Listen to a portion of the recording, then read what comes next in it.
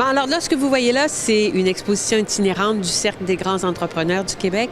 Qu'est-ce que c'est que le Cercle? C'est une initiative qui a été lancée par la Caisse de dépôt et placement du Québec, mais aussi en collaboration avec la Banque nationale et le Mouvement Desjardins pour honorer les grands entrepreneurs du Québec. C'est une initiative qui a été lancée à la demande des entrepreneurs. On avait réuni des entrepreneurs il y a de cela 4 ans et on leur avait demandé qu'est-ce qui, selon vous, pourrait être des initiatives, des projets pour doter le Québec d'une culture entrepreneuriale forte.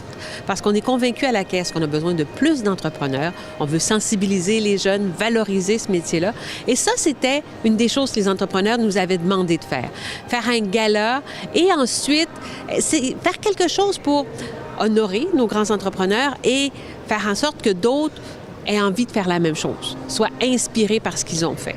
On a pris un moment avant de le faire parce qu'il y a tellement de galas pour honorer les entrepreneurs qu'on s'est dit comment faire différemment.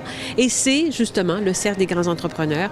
On a lancé ça le 6 février dernier sur le parquet de la Caisse. Ce qui nous distingue d'abord, c'est que c'est pas l'entreprise que l'on salue, mais l'homme ou la femme. Donc, c'est la personne, ses valeurs, ce qu'il a fait, mais aussi ce qu'il a redonné à la société. Ce qu'il a redonné à la société, surtout en termes d'entrepreneuriat. On pense, par exemple, à Rémi Marcoux, qui a été un des premiers francophones à avoir donné des sous à HEC pour faire un parcours entrepreneurial, pour amener les jeunes, donc, à se doter d'outils pour devenir des entrepreneurs.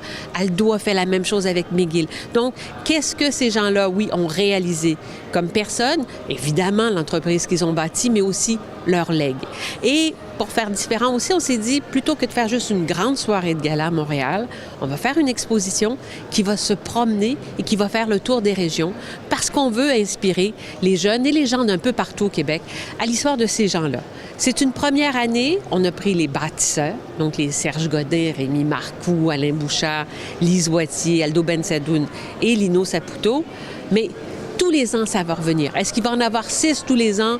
On ne le sait pas, mais ce qu'on veut, c'est que ce soit quelque chose qui soit périn, qui revienne tous les ans et qui, un jour, on en aura des plus jeunes, des gens, par exemple, comme Dominique Brown de Québec, qui est un jeune c'est un entrepreneur pour moi qui est hors pair, mais il fallait d'abord honorer les premiers, mais avec le temps, évidemment, on arrivera avec des plus jeunes. Ce qu'on veut aussi, c'est qu'il y ait de plus en plus de femmes qui rejoignent ce cercle des grands entrepreneurs. Donc, c'est l'initiative. C'est aujourd'hui, donc, à Place Sainte-Foy. C'est jusqu'au 4 mars. Et les gens, donc, c'est des bornes interactives.